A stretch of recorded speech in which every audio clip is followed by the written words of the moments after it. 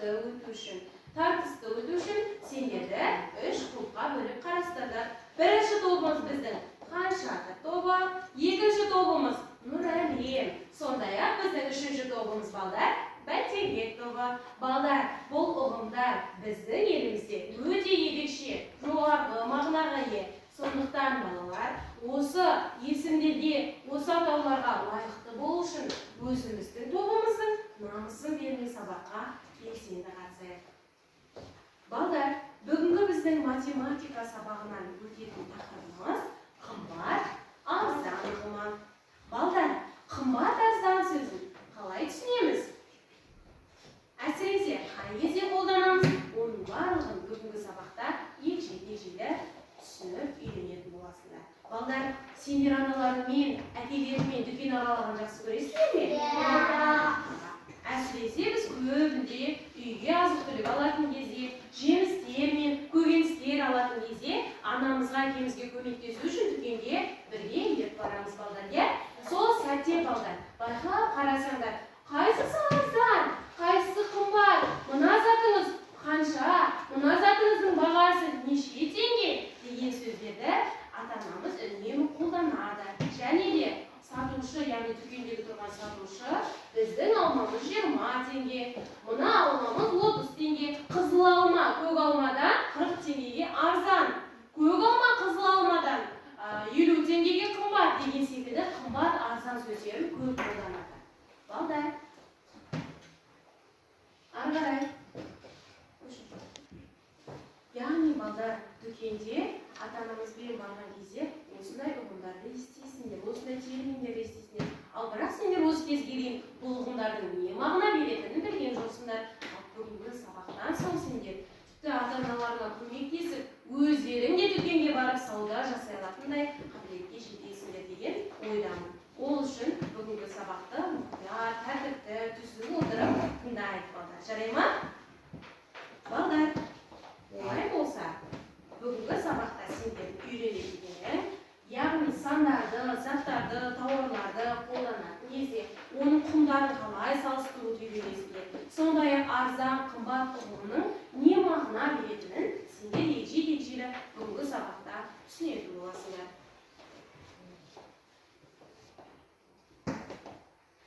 Мұқият тақтаға зер саламыз.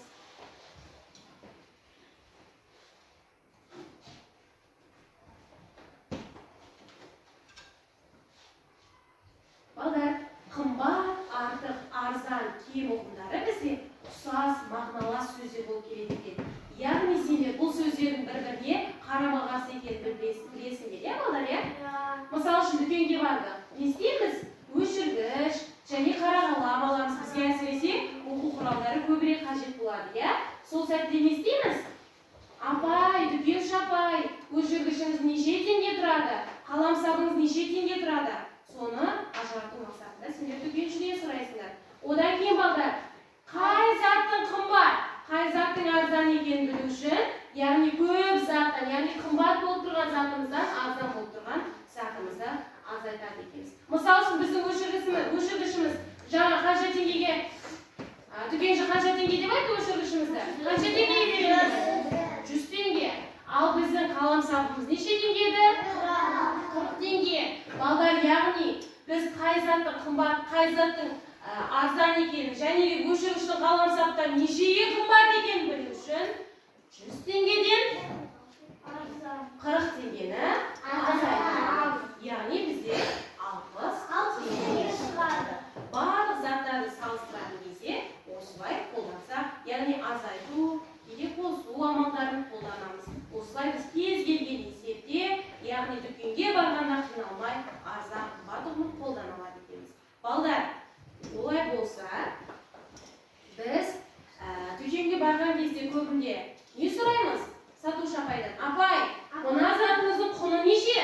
Ал мына затыңыздың бағасы неше деген ұғымдарды терминдер көп қолданамыз, Бұл сәтте сендер әуелі неге назар аударуларың қажет? Құн, баға деген сөздің мағынасын білуіміз қажет екен. Қараңыз балдар, құн, бұл барлық сатып алынған тауар үшін қолданылатын, яғни төленетін ақша, құны, немесе бағасы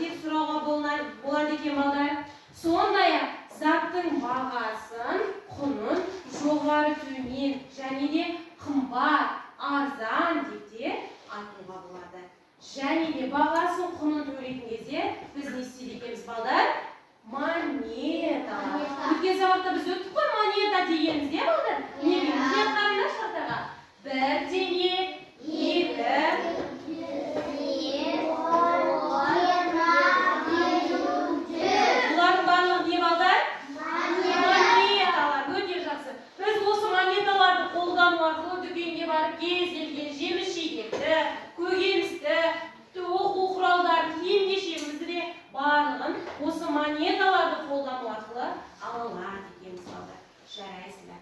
Балдар, олай болса, бүгінгі сабақта түсінсек, қазір тақтаға қараймыз. Мұнда сендерге есеп берілген. Мен, барлығымыз қарайықшы.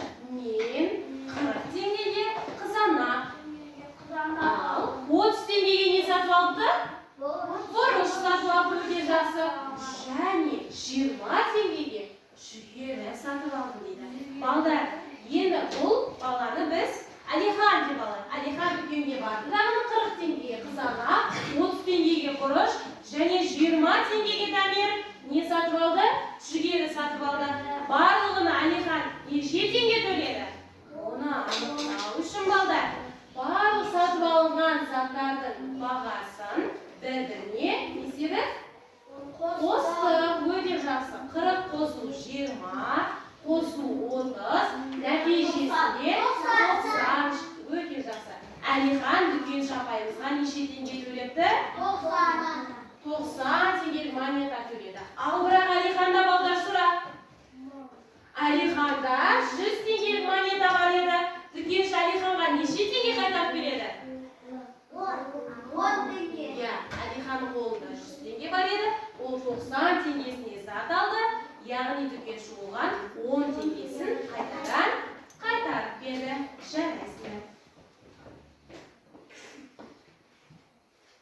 Балдар, сендерге сұрақ. Дүкенге барған кезде, немесе базарға барасыздар ғой, сол кезде сендер заттың қымбат арзанына қараймыз ба, әлде сапасына қарайсыздар ма балалар? Қымбат арзандығына мән береміз бе, әлде сапасына ма? Сапасына. Жарайсыздар, көбінде сапасына мән беруіміз қажет. Егер де арзан затты алып үйімізге келіп, ол затты қолдана алмай болса, ол босқа ысырап болады яғни балалар, Ал сендер қымбаттылығына қарамай. Бірақ сонда да сендер дүкендегі базардағы апаймен саудаласып үйренген. Апай, мына затыңызды кішкене түсіріп арзандап өтіп бересіз бе? Алмаңыз неге қымбат? Мына алмаңыз неге арзан? Бұлардың айырмашылығы не деп дүкеншімен осылай саудаласқандар, ол сендердің өте жақсы қасиеттерің болып табылады. Бұл дұрыс. Бұда тұрған ешқандай қателік жоқ. Түсіндік пе балдар? Олай болса, барлығымыз орнымыздан тұрамыз.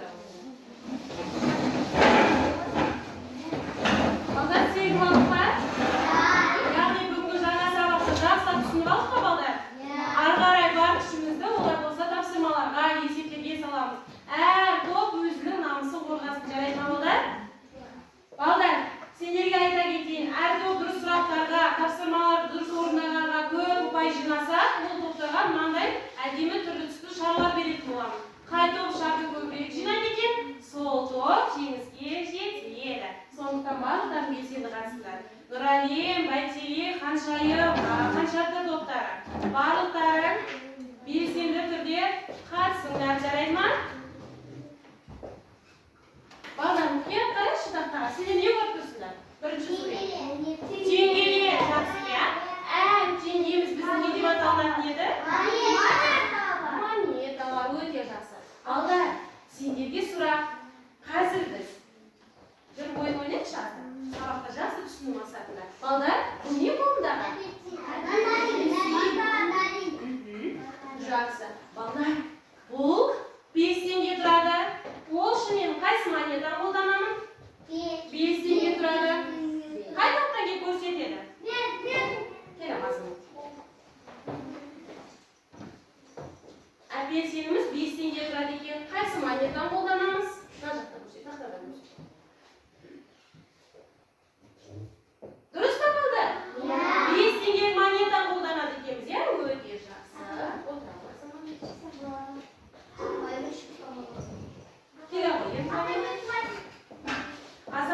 Азаматтың тобына бір түрлісті шарды өздеміз. Ермұхамед, біздің дүкенде 100 теңге тұрады. Сен қайсы монетаны қолданасың? 100 теңге тұрады. Дұрыс па балдар? Дұрыс көрсетті ма? 100 теңгенің монетаны көрсет. Ал балалар, дүкеншілерді дауластырамыз. Шығады. Жаным келе ғой. Абай лақын. Жаным келе ғой. Жаным, дүкеннен қай затша, қай жемшелек алатын едің? Сен ең жақсы көресің, жаным? Құлпынай бар екен мұнда? Алады құлпынай. Балдар жаным не алды? Қандай жемшелек екен? Құлпынай екен, е? Жаным, сенің құлпынайың 50 теңге тұрады. Монетада көрсетші, 50 теңге монета. Бізге жаным 50 теңге көрсетсінші? Достарына қарап көрсетші. Көрсетші. 50 теңге монета қайсысы? Көрсетші ғой. Көрсетші. Балдар, дұрыс па? Жанымды көрсетіп тұрғаны? Көрсете отырын. Қайсы? Жүздің жанындағы дейді. Мұнау дейді. Дұрыс па балдар? Жаннұр, отыра ғой.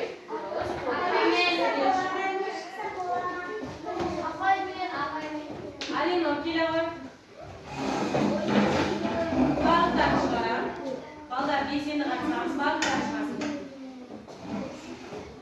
Яғни сендер дүкенші ойында дүкенде жүрміз деп елестейтіндер, иә?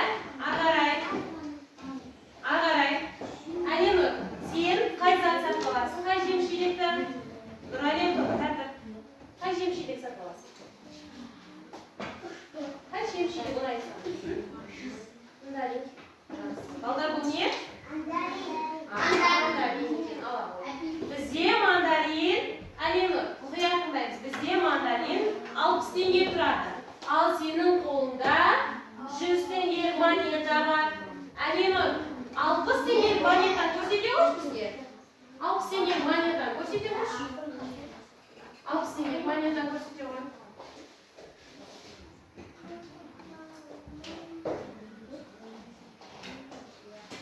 Монетаны 60 теңгелік. Достар, көмектесіңдер. 50 теңге және 10 теңгелік монета. 50 теңгелік монета қайсы? Жақсы, дұрыс па балдар? Ал 10 теңгелік монета? Өте жақсы, иә балдар? Алинор, сенде 100 теңге бар. Сенің қолындағы мандариннің 60 теңге болды. Мен саған неше теңге қайтарып беремін? Балдар, 100 теңге бар. Біз айтайық? 40 теңге. Өте жақсы. Отыра.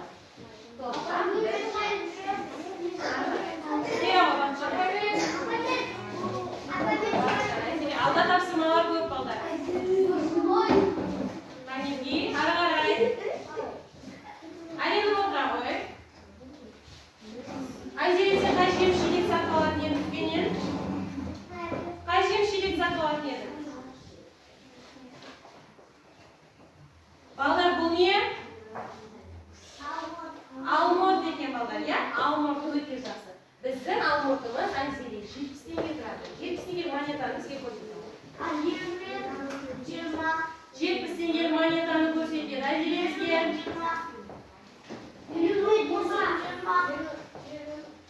70 tenglik monetani ko'rsatgan. 50 және 20 tenge. Durustmi bolalar? O'rga yaxshi. O'tirib aytaylik. Al. Және al. Qarasizlar bolalar. Bolalar, qattiqroq nazar audaraychi. Bular ne? Monetalar, ya. Senlar bilasizlar, 1 tengelik, 2 tengelik, және 5 tengelik, 10 tengelik, 50 tenglik moneta бар ekan bilasizlar. Bolalar, hozir tag'i moneta bizning tenge aynalimizga endi. U qay moneta? Bolalar, ya taxtaga yozsalar, nazar audaramiz. Qaniki? Bolalar, bundan ne berilgan? 3 ne ko'ribsizlar? Sebet. Bolalar, sebetni bilamizmi? 3 sebet. Sebet bilan biz jemshidek teramiz. Bolalar, baqqa borib, sebet bilan jemshidek teramiz. Aysultan Dragosh. Birinchi qulpnaydi. Qaysi sebetga soladi deding sen? Javob beramiz. Qani, to'xtar. Men seni qatsamiz. Tafsirmalarni o'rnaymiz. Birinchi qulpnaydi. Qaysi sebetga soladi edi? 7 deydi. Natijasini kelib chiqarma. 4 bilan shu qo'shamiz. Aysultan, 4 bilan shu qo'shilsa bizga 4 bilan 3 qo'shilsa 7 nuqtasini aytadi. Bundan keyin azaytamiz natijasini. O'rga yaxshi Mirash olib keldi. Mirash bizning besimiz qaysi sebetgadir? Birinchi sebetga 7. Ikkinchi sebetga solamiz. Ikkinchi sebetga 5. O'tirib aytsan. Arg'aray, tartibga keladi. Ba'zan qisholamiz. Arg'aray. Aytavoydan kelesi bizning ikkinchi qulpnayimiz. Alinor.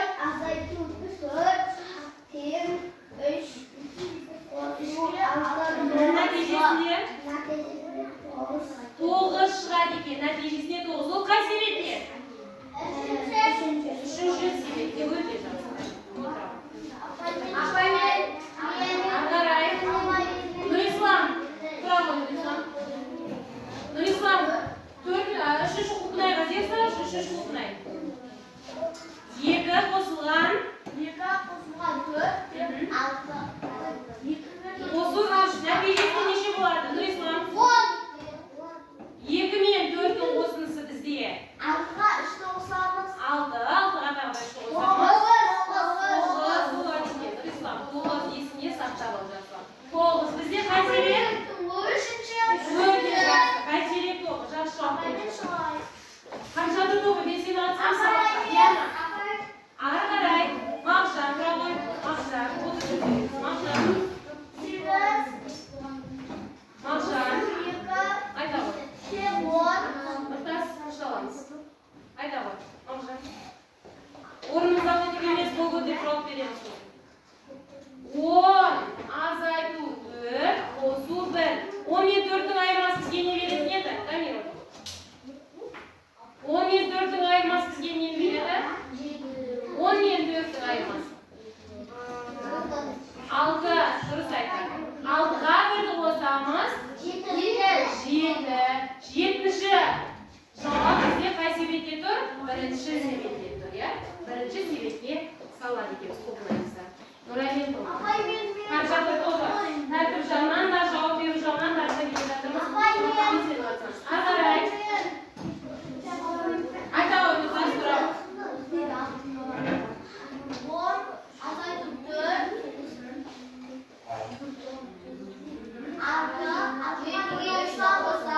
Miras.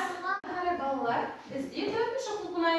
4-chi qulpnayda qaysi sebetga solamiz? Qaraymiz o'qiya. 8 men 2 ning qo'shilisidan 1ni azaytamiz. 8 men 2 ning qo'shilisi bizga necha beradi edi? 9.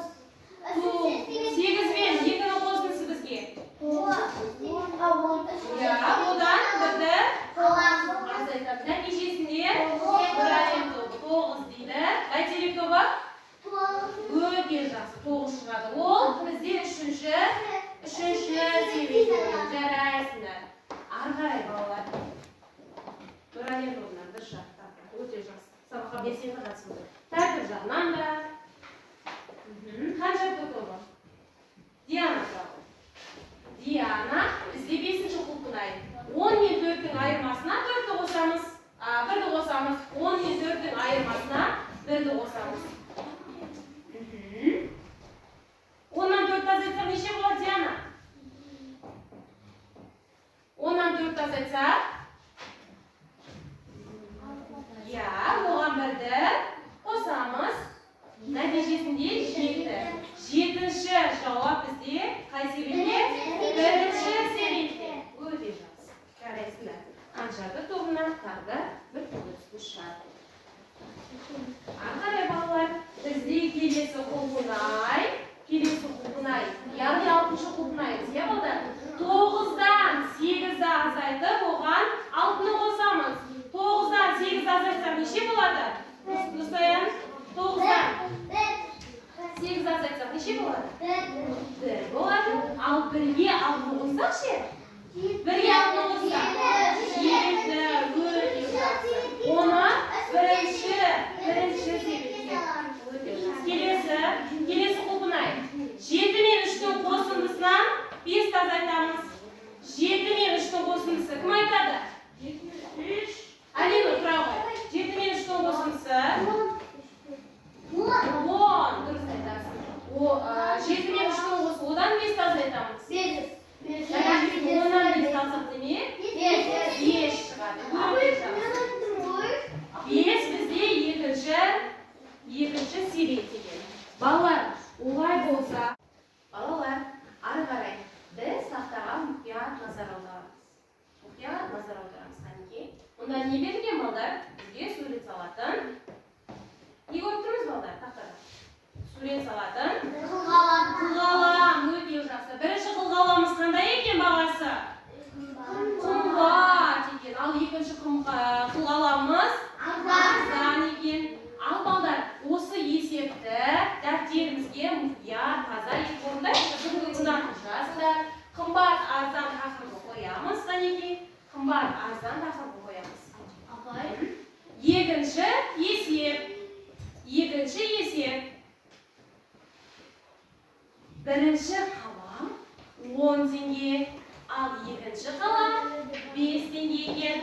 Дәптеріңе жаза қойыңдар. Екінші қалам неше теңге екен? 5 теңге. Қайсының арзан екен табу үшін балдар? Қай амал қолданамыз? Нешеге арзан?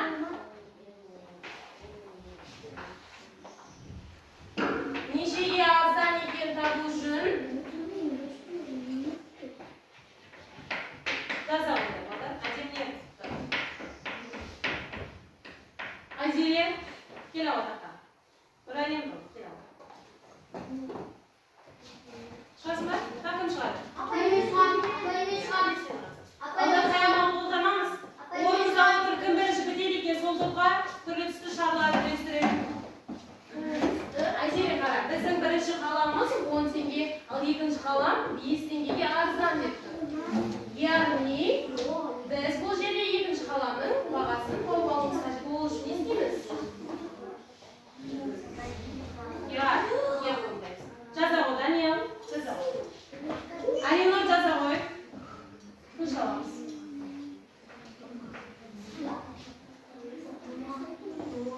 Балдар, дұрыс па? 10 азайту 5. Нәтижесіне неше шықты? 10 азайту. Яғни 10 теңгеден 5 теңген азайту. Нәтижесінде 5 теңге шықты. Жарайсың. Жауабы 5 теңге. Әдемек жазбалы ғой. Екінші тапсырма.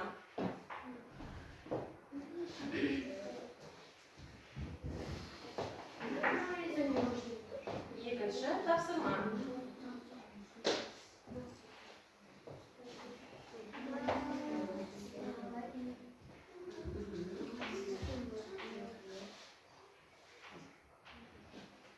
Қанекей орнымызда отыр. Кім бітіріп қойды екен? жылдам екен.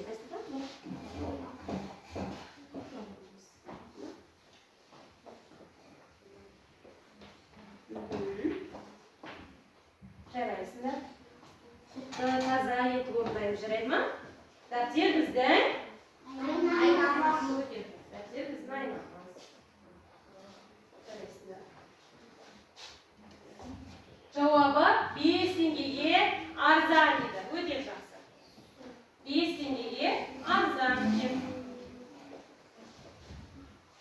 Балдар сендер жас болам дегенше, мен сендерге сиқырлы яшық ойынын ойната тұрайын. Әнеки, сиқырлы яшық. Қаншаdır тоба? Тұрайықшы орныңызда. Қаншаdır тоба? Балнұр тұрақ. Балнұр. Айтамын. Балнұр мына жерде қай яшықты таңдайсың? Бізде сиқырлы яшықтар берілген.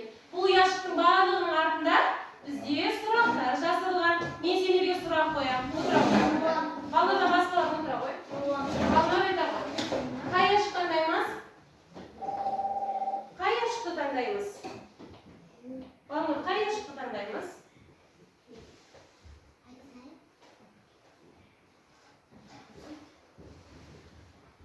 Балнұр, айта қой. Қай яшықты таңдайсың? Бірінші яшық дейді балдар. Бірінші яшықтың сұрағын мен оқимын қазір. Балнұр, 70 теңгелік монета қайсы монеталардан құралады? Қандай монеталардан құралады? Айта қой, Балнұр. Балнұр, айта қой. 70 теңгелік монета қай монеталардан құралады? Диана айта қой. 20 және 50 дұрыс па балдар? 20 және 50 отыра қой. Жақсы, отыр. Тақтадан бұрын бүтіміз қажет еді. Сонда сендерге түрлі түсті яшық үлестіретін едім. Жақсы, жарайды. Диана, қанша тұр дұрыс жауап берді. Біздің 70 теңгелік монетамыз 50 және 20 теңгелік монеталар. Аңғарай балдар. Аңғарай, келесі яшық таңдаймыз. Сиқырлы яшықта тағы таңдайық. Азамат тұрақ. Азамат, азықтан. Азамат тұрағы, сиқырлы яшықта қайсын таңдайсың? Сиқырлы яшықтан 10-шы сұрақты қазір мен оқимын. Азамат, бізге 30 теңгелік монетаны көрсет. 30-шы сұрақ. 30 теңгелік монетаны көрсет. 30 теңгелік монета көрсет.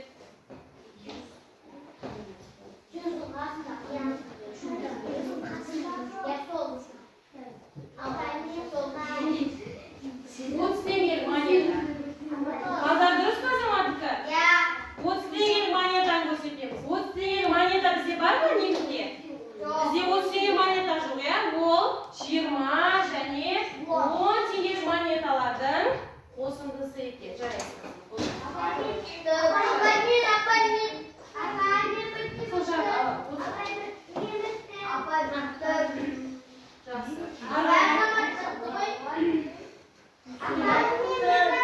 Кел ғой, Исатай.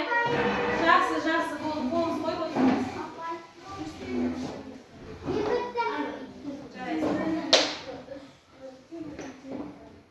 Исатай, қай шар тыңдайсың? Қай яшық?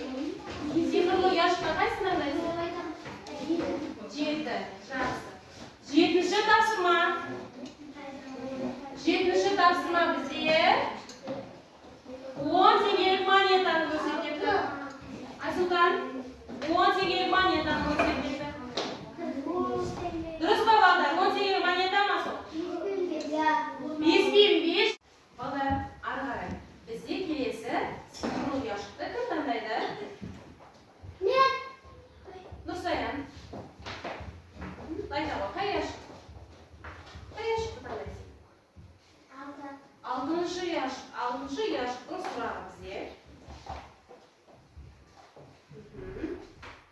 Нұрсаян бізге айтады. 5 теңгелік монетадан 10 теңгелік монетаны құрастыруға болады ма дейді? Balдар, bарлықтарына қатысты сұрақ. 5 теңгелік монетаның нешеуі бізге 10 теңгелік монетаны береді? Айта қойыңыз. Өте жақсы. 5 пен 5, яғни 5 теңгеліктің, яғни 5 теңгелік монетаның екеуін ұстайын бізге неше теңгелік монетаны береді екен? 10 теңгелік монетаны береді екен. Отыра қой. Ағарай. Маңшағыра. Қайда шыққандай қыз маған? Қайда шыққандай қыз? Екінші яшық ашылмады бізде. Нөл ашылмады. Қайсың таңдайсың? Екінші яшықта. Жақсы. Екінші яшықтың тапсырмасы. Мағжан 70 теңгелік монеталарды ата. 70 теңгені бізде құрайтын монеталар. Қайсы монеталар? 50 теңгелік монета және 20 теңгелік монета. Отырамыз.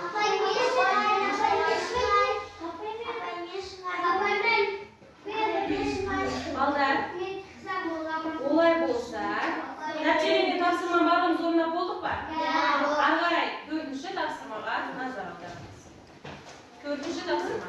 Кітаптарындағы 4-ші есебіміз зер салды. Бұл қандай сандар балдар бізде? Қандай сандардың қосындысы? Айырмасы және өте жақсы 10-лық сандар екен. Барлығымыз дәптерімізге мұқият орындаймыз. Қай топтың балдары бірінші бітеді екен? Сол топқа түрлі түсті шаралар үлестіремін. Әдемілеп бір көз тастап 4-ші тапсырма деп орындаймыз. Қайнекей? 4-ші тапсырманы әжелеміз. 4-ші тапсырма. Тақтаға шығып тапсырма орындаған балдарға шар береміз. Кітапша тұр.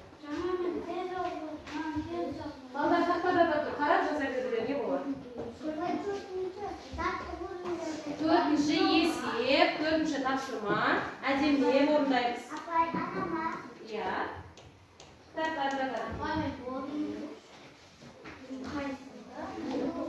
Әдемілеп мұқият орындаймыз. Балдар бізде бұлар 10-лық сандардың қосындысы және айырмасы екен, иә?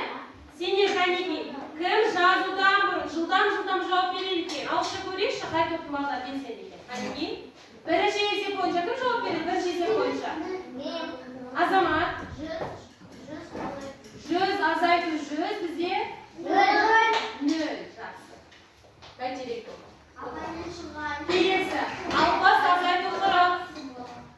Алпас азайту 40. Алпас азайту 40.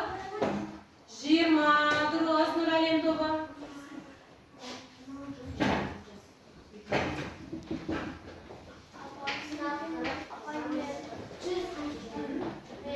Ағарай. Алпас қосу 40. 100. Дұрыс. Қанша тұр тобы жауап берді? Әлинұр, жақсы. Барлығымыз орындаймыз. Өтешіміз. Ағарай. Балдар келесі екен. 70 қосу 20. 70 пен 20-ның қосындысы бізде 90-ны береді. Өтешіміз. Әдемілеп қателес жазамыз.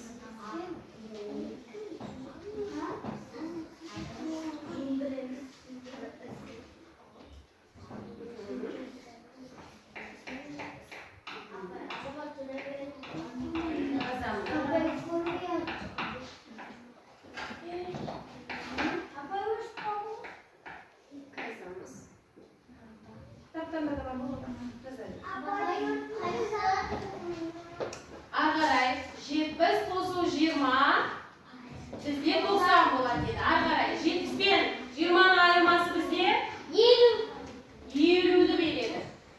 Өте жақсы. 80 мен 10-ның қосындысы 80 мен 10-ның қосындысы 90. Жақсы. Енді қалған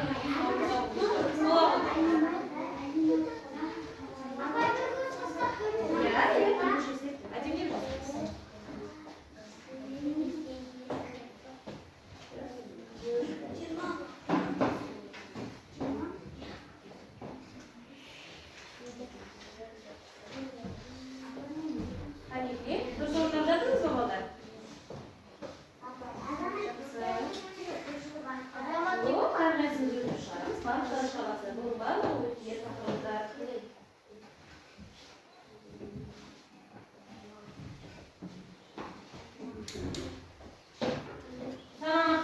Байлансаңдар болды. Болады балдар. Жақсы. Так, ең жұмыс жасаймыз деп, ана кітабымызда берген, одан қалса тақтада тұр. Тек сендер дұрыс жауабын дәптерлеріңе түсірсеңдер болғаны.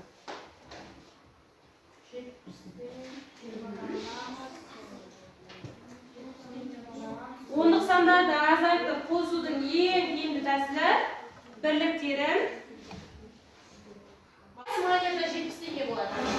50 және 20. Балдар 50 мен 20 бір-біріне қоса өте жақсы. 70 шығады. Демек біздің 50 теңгелік және 20 теңгелік монетамыз 70 теңге құрайды.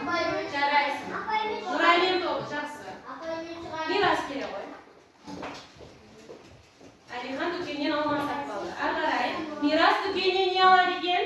Жасая. Мирас дүкеннен не алады екен? Жатқан күзі отырамыз. Мирас дүкеннен не алады негізі? Алма. Алма. Мұнда. Ал Мирас, біздің алмамыз 100 теңге тұрады. Ал сенің қолында 90 теңге бар. Саған тағы неше теңге қажет болады, Мирас?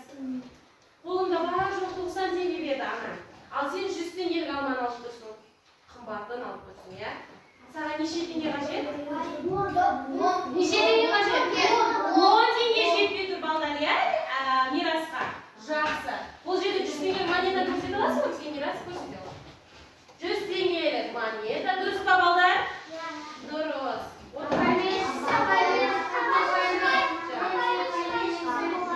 Келе ғой, Айханым. Айханым келе ғой. Қазір. 20 теңгелік монета, Даниал. Қараймыз 100 теңге және 20 теңгелік монета көрсетті. Мирас дұрыс па бізде? Иә. Айзелен жауабы дұрыс. Отырамыз.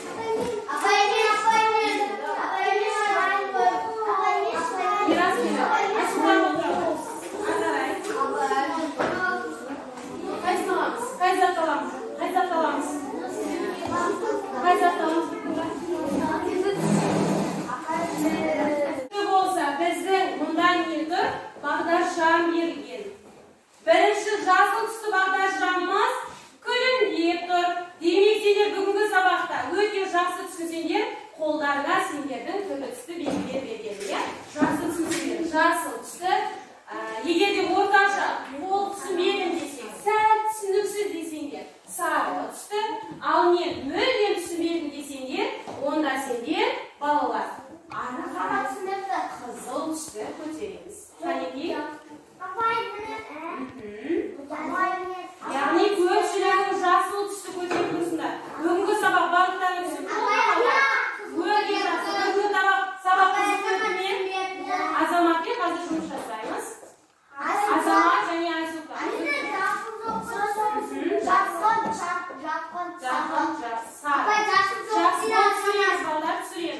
Азамат сенің қолында нұртас екеуің жасыл. Жақсы түсінің бәрі нұртас екеуің бірге көтеріп алыңдар. Өте жақсы. Қанекей, қанене көрейін. Айсұлтан, сен толық түсінбедің бе сабақты? Жақсы түсініңдер. Жақсы түсінсең жасылды көтереміз. Не көрдім? Түсіре қойды. Бізде Айсұлтан және Жарқын түсіре қой болды. Айсұлтан және Жарқын сабақты толық түсінбеді. Түсіре қойды. Отырамыз, Мирас. Айсұлтан отырамыз. Олар болса балалар үйде жақсылап, арзан қымбаттап кітаптан қайталаймыз. Ал сабақты өте жақсы түсінгендер күнделіктеріне бағаланатын болады. Айсұлтан, сен сабақта бүгін қай жерін түсінбедің? Деп айтам. Қай жерін түсінбедің? Қай жері саған түсініксіз болды? Сен қызыл түсті көтердің, мен өзім түсінбедім дегенді. Қай жері түсініксіз болды, Айсұлтан?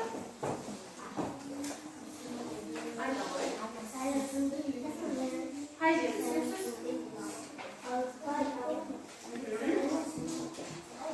Баға деген оны түсініп Айсұлтан? Баға жері. Бағаның ережесін. Кім қайталап береді бағаның ережесі? Баға дегеніміз не? Кім қайталайды? Айта ғой Асыбай. Айсұлтан ұятында тұрып айтамыз. Айнұр?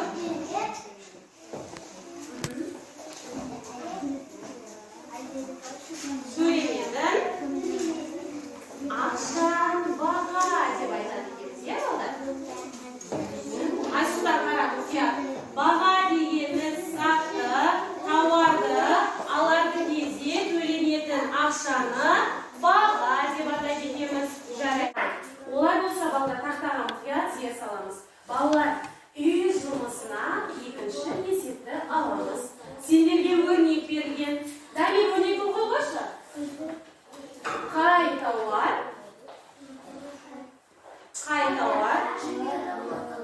Қымбат. Қайсысы? Арзан. Және қаншаға қымбат, қаншаға арзан екенін біз табуымыз қажет. Бізде бірінші қандай көкөніс берілген? Балдар айтады, Жасұлан, бірінші қандай көкөніс берілген? Қанша түрі бар? Жүгері берілген. Ал екінші? Қияр. Өте жақсы. Үшінші? Алма берілген. Балдар, біздің алмамыз неше теңге? Ал жүгері? Балдар, осы жерде ең қымбаты қайсысы? Ең қымбаты алма, себебі бұл жерде 30 теңгелік алма. Қалғандары одан арзан болды. Оны табу үшін неше теңгеге арзан, неше теңге қымбат екенін табу үшін астындағы амалдарға назар аударамыз. Мағжан, 30 азайту 10 бізде неше береді екен? 20-ны. Нұрислам, 30 азайту 20 бізге неше береді? 10. Және 20 мен 10-ның қосындысы бізде 20 мен 10-ның қосындысы бізде 30. Қолдарына күні түсті шалбат қойыңдар, шпаттан үстіне. Қанекей, үй жұмысын жарыс артында боламыз. Бұл бізге өте қойды. Ислам отырау, Нұрсайын отырау. Балдар, ағарай, қиярдың неше теңгеге қымбат, неше теңгеге арзан екен, және де үй жұмысының екінші нұсқасында дәл осылай толық орындап